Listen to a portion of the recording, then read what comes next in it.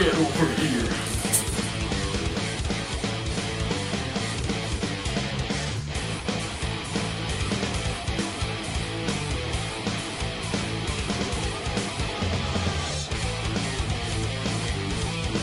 Agora para tirar esse cos pobre.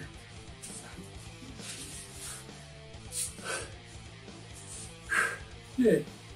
Hoje eu vou ensinar como fazer uma máscara de cos pobre do Scorpion. Esse é um modelo que eu inventei baseado em algumas características que eu gosto de alguns dos jogos, tipo o narizinho de caveira e as aberturas aqui do lado. E eu vou ensinar como fazer isso gastando uns R$30 no máximo. É só uma folha de EVA, tinta e Super Bonder e um sonho. E a falta de respeito próprio de usar uma camiseta no rosto como balaclava ninja. E é isso aí, vou ensinar como é que eu fiz. Então, galera, para fazer essa máscara não tem muito segredo. É só questão de construir um pouco a estrutura, que é a parte mais chatinha, que vocês vão ver no vídeo aí que eu fico tirando da mesa e colocando na cara o tempo todo para medir, porque é a única parte difícil, que é fazer encaixar no seu rosto. Então, eu só medi de orelha a orelha e a distância mais ou menos do nariz até a boca. E eu fui desenhando a mão livre em cima disso. E como eu não estou seguindo nenhum desenho específico, porque a máscara do Scorpion, às vezes até mesmo do próprio jogo, ela muda entre o gráfico e a CG e o trailer. Meio que não tem uma versão clássica assim, né?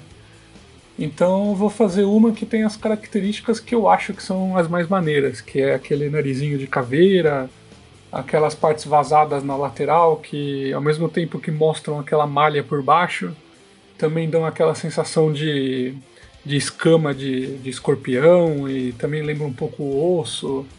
E eu acho que fica maneiro, assim. Eu acho que essas costelas pontudas que ele tem para fora da máscara, assim, dão um contraste legal com aqueles discos mais redondos que o Sub-Zero tende a ter na dele, e aí fica uma dicotopia maneira, assim, entre eles. Então eu basicamente desenhei a forma básica, copiei, e aí em cima desse gabarito que eu fiz todo rabiscado, eu só preciso ir repassando as partes pro EVA de novo, e aí eu desenho elas um pouco mais compridinhas para ter um overlap entre elas, assim, né? A parte de cima sempre subir em cima um pouquinho da de baixo, porque eu quero que quando eu colar tudo, eu não quero que ela fique chapada, eu quero que ela fique meio escamada para realçar mais essas pontas que tem para fora. E lembrar um pouco o exoesqueleto de um inseto, assim, que eu acho que é o mais maneiro, né?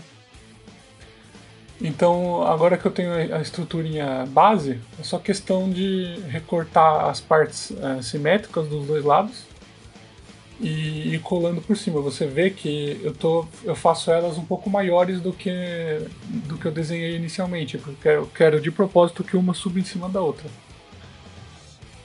E aí as camadas do nariz, aí, por exemplo, eu estou fazendo uma camada dupla, porque eu quero que fique um pouquinho mais tridimensional. E dê mais a sensação que a parte do nariz está um pouquinho mais 3Dzinha para fora, né? Agora eu estou só copiando as duas partes iguais. Essa é uma prop que não tem muito segredo, é só questão de você acertar a silhueta dela e depois caprichar bastante na pintura. Ao contrário da máscara do Ghost of Sushi lá que eu fiz uns meses atrás no canal, que ela tinha que ter umas linhas bem ergonômicas, assim, né? Elas lembram um rosto de humano, ela tinha nariz, ela tinha dentes e tal. Essa é uma máscara meio que completamente abstrata, assim, né? Ela só tem que ficar maneira, ela tem que parecer do mal, ela não tem que ser confortável, nem fazer os contornos do nariz e da boca. Então te dá um pouco mais de liberdade de viajar na maionese e fazer o que você quiser. Eu acho que os primeiros Mortal Kombat, a ideia era eles serem ninjas, né? E conforme os Mortal Kombat foram passando, eles passaram um pouco para a identidade visual de Oni. E tem umas versões do Scorpion até que ele chega a ter dentes de caveira na máscara e tal. Mas eu acho que o mais reconhecível clichê dele é mais pontuda com as aberturas nas laterais. E aqui dá pra ver que a máscara começa a tomar forma, né? Aquela parte chata de ficar indo e voltando, medindo, colocando no rosto e tirando. É a parte que você tem que se esforçar para não desistir, porque é quando você olha e você fala, meu, isso não tá ficando nada maneiro, tá ficando uma merda. Mas essa é a parte que você não pode desistir do projeto. Você continua porque é sempre no finalzinho que começa a ficar maneiro.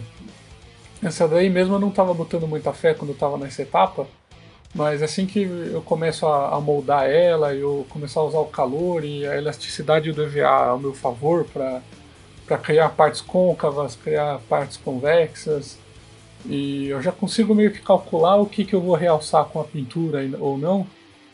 E uma prop dessa, vocês vão ver mais pra frente no vídeo que 70% dela vem na pintura.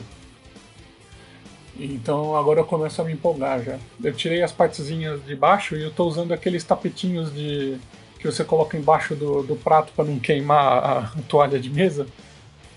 Eu comprei uns 5 metros disso aí 30 anos atrás para fazer uns custom de malha de aço em bonequinho.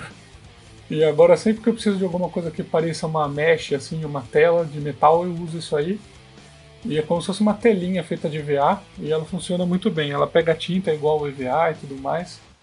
Então eu vou usar ela por baixo, porque eu quero que essa máscara seja mais fácil de respirar que a do Ghost of Tsushima, que eu quase infartava usando ela porque não entrava nada de oxigênio. Essa daí eu vou deixar abertinha de propósito. Aí eu faço uns cortes com estilete e agora eu vou passar a pistola de calor para selar o EVA, para ele não chupar tanto a tinta e dar um acabamento mais de metal, de madeirinha. E ele abre os cortes de estilete também para fazer os danos de batalha, né? Porque, caramba, o Mortal Kombat, se ele tiver com a máscara limpinha, ele não tá jogando direito, né? E aí ela já tá selada e eu uso o calor da pistola para dar uma modelada e realçar mais as bochechas e o nariz. Agora eu vou selar tudo com cola branca e uma camada bem grossa dentro para proteger bem essa telinha e deixar a máscara mais durinha, mais resistente. E aí na parte de fora eu vou tomar cuidado de sempre pincelar na mesma direção.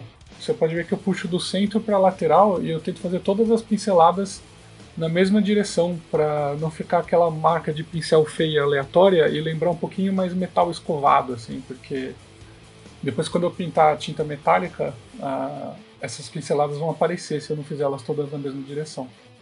Agora é só meter o sprayzão cromado, que representa 70% do orçamento, porque o EVA é alguns reais, essa telinha é alguns reais, o mais caro aí mesmo é a tinta spray que custa uns 20.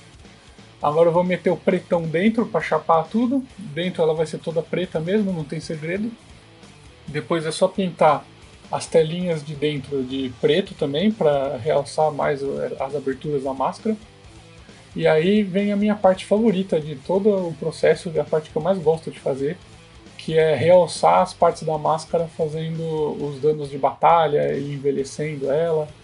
Essa daí, como ela é dourada, eu não quero envelhecer ela inteira, então ao contrário de uma outra prop que eu faria um black wash, que é meter preto em tudo e tirar o excesso, essa eu estou fazendo uma pintura mais localizada. Você pode ver que eu estou só passando preto onde eu quero que realce o 3Dzinho.